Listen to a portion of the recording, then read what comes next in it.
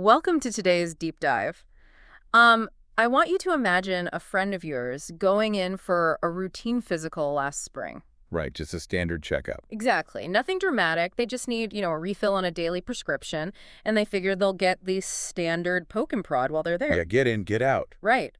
But then they walk out of that quick 15-minute appointment with three totally unexpected numbers that they didn't have going in. Oh, the borderline numbers. Yes, borderline blood pressure, borderline blood sugar, and a little note from the doctor to monitor their cholesterol. Yeah, that happens every single day. And the thing is, they probably aren't shocked that they've gained a bit of weight over the last decade. I mean, most people can see that in the mirror. Sure. But those numbers, that is usually what really rattles people. It's the sudden, jarring realization that they had absolutely no idea what that weight had quietly been doing on the inside the whole time. And they probably didn't get a thorough explanation either, right? Just like a generic pamphlet on eating less and a follow-up appointment in 6 months. Which is incredibly frustrating. It is. And that's exactly our mission for this deep dive. We're taking a whole stack of medical research, nutritional science, and physiological data to really uncover the quiet, unglamorous reality of what excess weight actually does beneath the surface. Yeah, and we should be very clear right up front. Yes, definitely. We are absolutely not talking about appearance or vanity or clothing sizes today.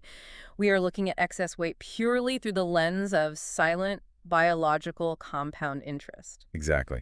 And before we dive into those, biological mechanics, I think we need to set the ground rules for how we're looking at this data. Good idea. Because this is not a scare campaign. There is zero room here for guilt, and definitely no room for the kind of diet industry shame that usually tags along with this topic. Right, none of that. The goal of synthesizing this information is purely to hand you the critical, empowering context that you probably didn't get in that rushed doctor's appointment. So let's start connecting the dots.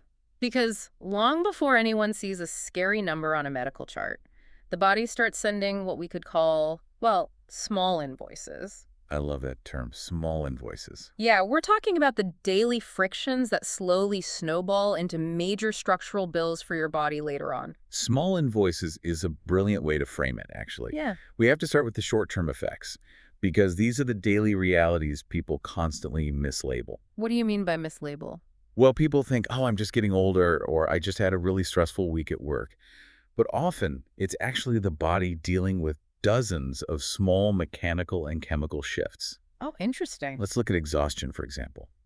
You might be spending 8 full hours in bed, but you wake up feeling like you barely slept. Which is so incredibly frustrating. You think you're doing the right thing by getting those 8 hours.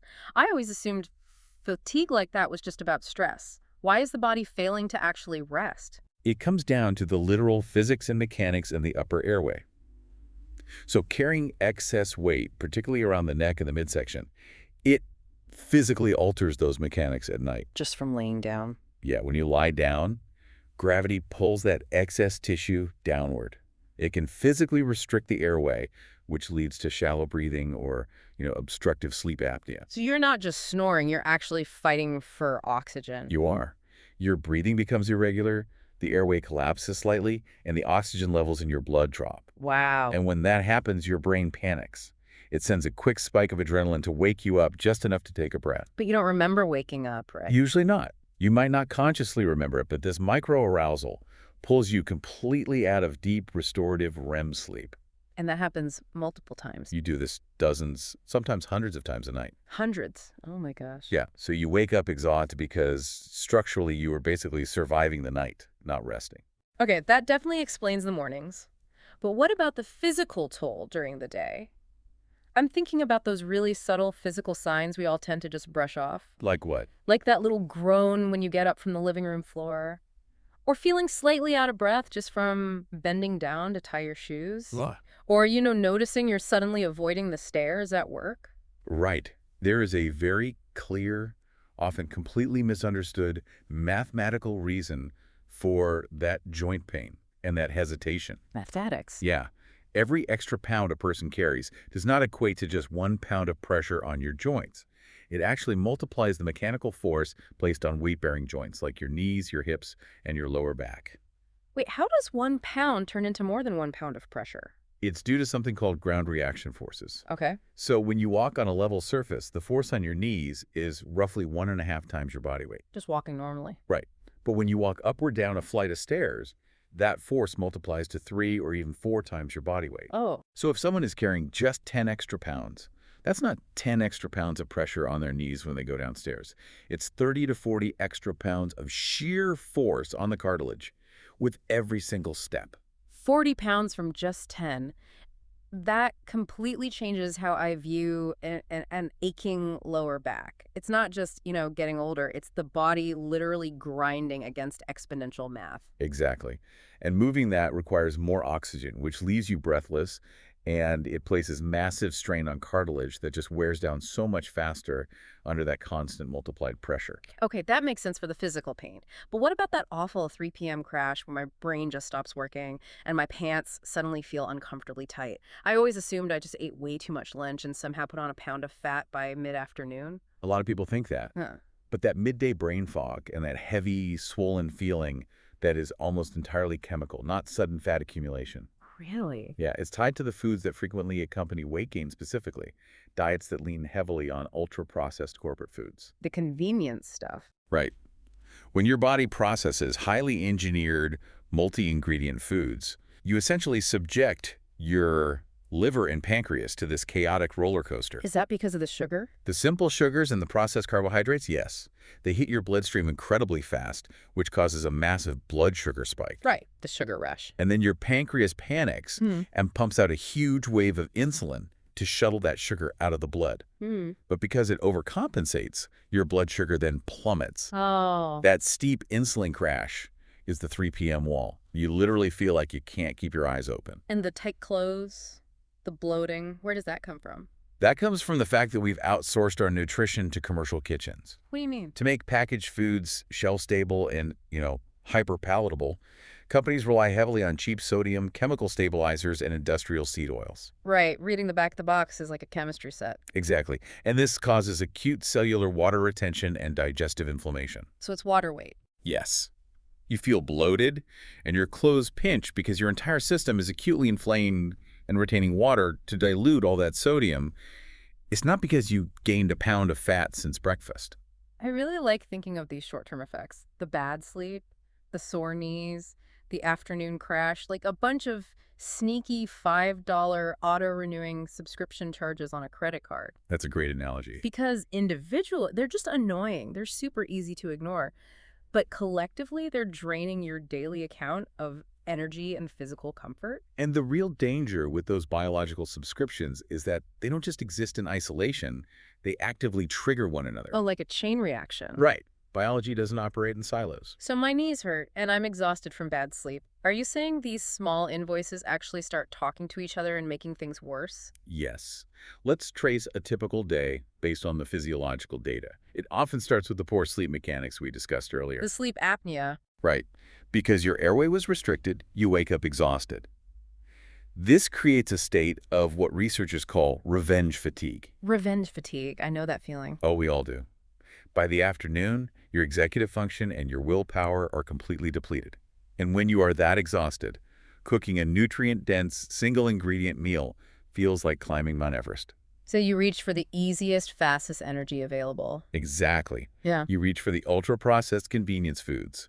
That triggers the massive blood sugar spike and then the inevitable crash. And when you hit that crash, You guarantee you won't want to move. You end up sitting on the couch for the rest of the evening. which brings us back to the joints, I'm guessing. Yes, because when you sit more, you weaken the core and stabilizer muscles that are supposed to support your spine and your knees. Oh, so the support system is failing. Right. Because those muscles atrophy and weaken. Mm-hmm. And because you still have that multiplied mechanical load we talked about, everyday movement becomes actively painful. Your lower back aches, your knees throb. And what is the natural human response to pain? We avoid whatever is causing it. Exactly. Pain discourages activity. That reduced activity leads to a slower metabolism and further weight gain, which adds more mechanical pressure to the airway at night. Oh, man, and that starts the entire loop over again. Yes, just a little bit worse this time around. Looking at the data here, there is a really heartbreaking psychological consequence to this loop, too. Your world just quietly shrinks. It really does. It's not about vanity at all. You start sitting out the group photo, you skip the hike with your friends, you wait in the car while someone else runs into the grocery store. You let someone else carry the boxes. Yeah. To protect your own feelings and avoid physical discomfort, you just become disconnected from your environment. You stop looking at the scale, you buy looser clothes, and you pretend these crouping limitations are just a normal part of aging. It's a profound psychological toll. The body becomes something that feels heavy, unpredictable, and just unfamiliar. People naturally retreat to avoid facing that discomfort. I feel like the diet industry just makes this entire psychological loop so much worse, though. Oh, absolutely. If our biology is caught in this exhaustion to cravings cycle, shouldn't the solution be gentle? Instead, we get screamed at to eat nothing but cabbage and run 5 miles a day. The medical and psychological consensus shows that extreme dieting messaging usually makes the cycle exponentially worse. How so? Well, when someone is feeling vulnerable about their shrinking world, the industry steps in and sells them a strict, totally unrealistic roadmap that's built entirely on deprivation. Right. And because it's extreme, it requires massive amounts of willpower. Which we just established is already completely depleted from the bad sleep. Exactly the problem. So when human willpower inevitably runs out, say, you eat one highly processed meal at lunch on a Thursday, the brain just panics. It triggers an all-or-nothing trap. It actually reminds me of dropping your phone. How so? Like if you drop your phone and crack the screen protector, you don't pick it up, and then repeatedly smash it with a hammer because it's quote-unquote already broken. Right, you just replace the protector. Exactly. But with dieting, that's exactly what we do. We have one bad meal, consider the day ruined, and we smash the phone. That is a phenomenal analogy. Because of the guilt and that extreme deprivation mentality, you get frustrated, throw your hands up, and literally smash the metaphorical phone. You just binge for the rest of the weekend. Convinced you were just broken. And often, people use that very same inflammatory ultra-processed food to self-medicate the stress of feeling like they failed. So you end up punishing your biology instead of helping it. Precisely. So what happens if we don't fix the screen protector? Like what happens if this vicious loop, the poor sleep, the inflammation, the joint strain, the guilt runs uninterrupted for 10 or 20 years? That's when we transition from daily friction to long-term structural bills. Mm. The biological ledger finally comes due. In what way? Usually in the form of diagnoses that seem to appear out of nowhere, but have actually been building quietly for decades. Like the borderline numbers from the doctor's visit. Exactly. Let's look at high blood pressure. When you carry a larger physical mass, your body literally has to undergo a process called angiogenesis. Angiogenesis. Yes, it has to build a massive new network of blood vessels to supply oxygen to that extra tissue. Wait, so the heart isn't just dealing with the weight itself, it's having to push blood through miles of newly created piping. Exactly. A much longer, highly resistant commute for your blood. The heart has to pump harder, continuously, 24 hours a day, just to maintain baseline circulation. That sounds exhausting for the heart. It is. Over time, the entire cardiovascular system becomes a stiffening, high-resistance highway system. You're basically wearing out the engine prematurely. And I imagine the same long-term burnout applies to the blood sugar spikes we talked about earlier. It does. And this leads us straight to insulin resistance. Okay, how does that work? Think of insulin like a key trying to unlock your cells to let energy in. Okay, simple enough. When you constantly flood the system with ultra-processed carbs, you're jamming so many keys into the locks all day long that the locks eventually get stripped and broken. Oh, I see. Over a decade or two, the cells essentially go deaf to insulin. The key no longer turns.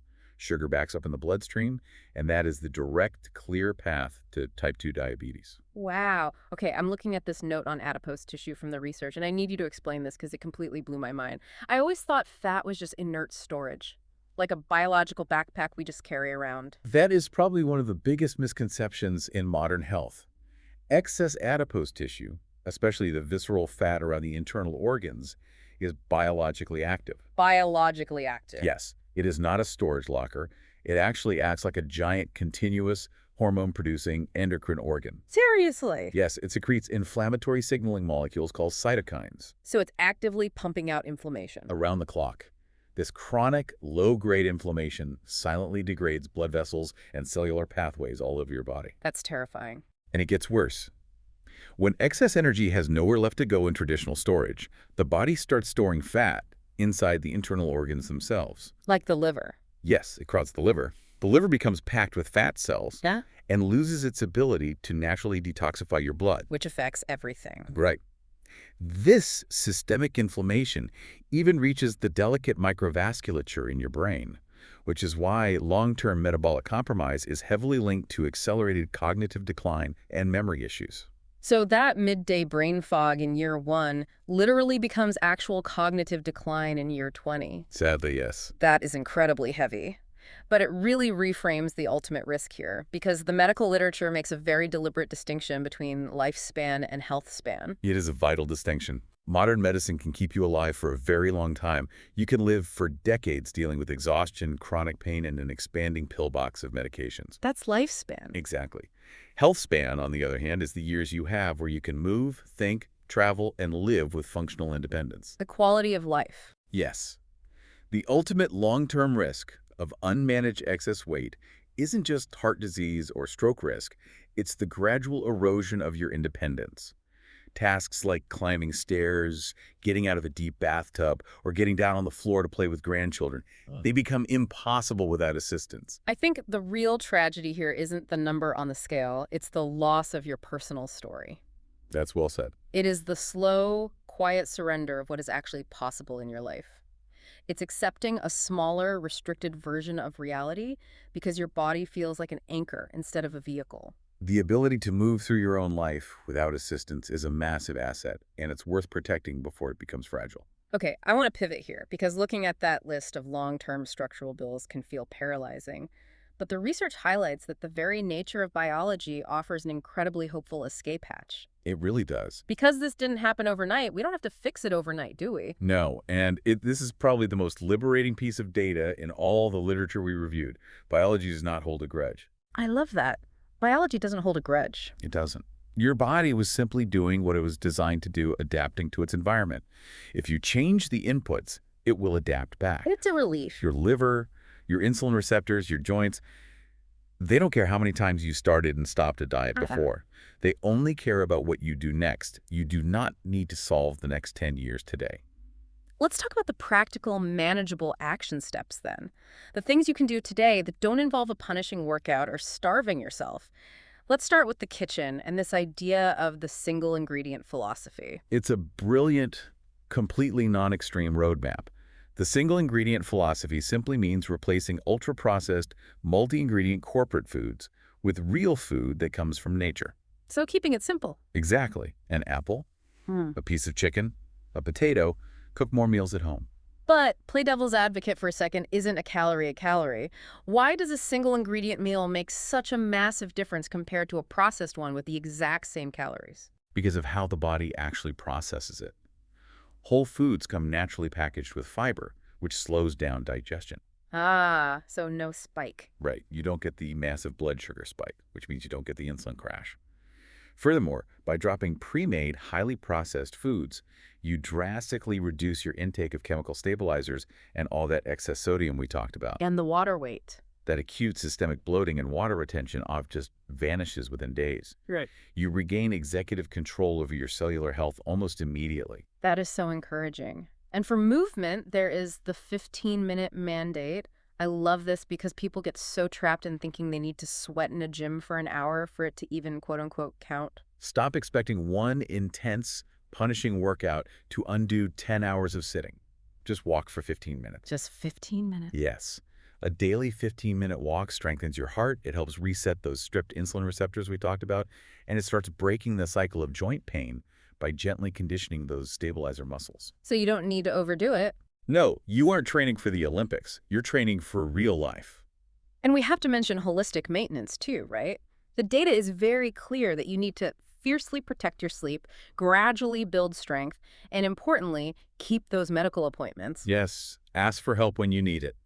Speak honestly with a qualified health professional about evidence-based treatments if lifestyle changes just aren't enough. Because it's not always just about diet and exercise. Not at all. Weight is heavily influenced by genetics, hormones, and medications, too. There's no prize for making the process harder than it needs to be. It's a really profound perspective shift. Your body isn't asking for a six-pack. Your lungs aren't demanding you run a marathon. Your body is just asking for a little relief, just less strain. Exactly. And if you approach it that way, you can treat the scale as a thermometer. It's just a piece of baseline data giving you a temperature read. That's all it is. It is not a judge of your human worth. If you remove the moral weight from the scale, the anxiety just evaporates. That is the honest truth of metabolic healing right there. It is built on ordinary pieces. One breakfast, one 15-minute walk, one home-cooked dinner at a time. The most important thing is that you simply stop standing still. We've covered a lot of ground today, and I think the central message to walk away with is this. You didn't get here overnight, and you won't get out overnight. You do not need to fix everything at once. Right. But ignoring the problem allows the biological interest to continually compound. Small, consistent actions will reverse the direction of that interest. The most powerful takeaway from all of this physiological data is just a single reminder. You are not broken. You are simply rebuilding. Think back to that friend in the doctor's office staring at those unexpected numbers. The numbers are just the beginning of the story, not the end. And if you need a reminder of just how fast that story can change, consider this fascinating fact. Your taste buds biologically replace themselves entirely every 10 to 14 days. That's amazing. Which means the version of you listening to this right now won't even be the exact same person tasting that single ingredient meal 2 weeks from now. Your biology is already begging for the chance to change. Give it the runway to heal. Until next time, keep digging deeper.